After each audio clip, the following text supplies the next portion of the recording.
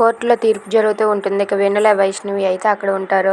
ఇక విష్ణు, వరలక్ష్మి వాళ్ళిద్దరూ కూడా బోన్లో నిలబడి ఉంటారు.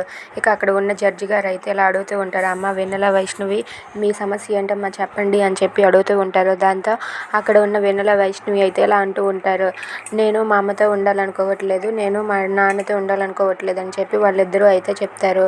అది విని విష్ణు, వరలక్ష్మి ఒక్కసారిగా షాక్ అయ్యి ఏంటి వీళ్ళిద్దరూ ఎలా మాట్లాడుతున్నారు అని చెప్పి అనుకుంటూ ఉంటారు. ఇక వరలక్ష్మి అయితే నా పిల్లలు ఇలా కోర్టుకు రావడం ఏంటి, నాకు అస్సలు ఇష్టం లేదని చెప్పి తన మనసులో అనుకుంటూ ఉంటుంది. ఇక వరలక్ష్మి అయితే వెన్నెల ఆ మాట అనేసరికి ఒక్కసారిగా షాక్ అయిపోతుంది.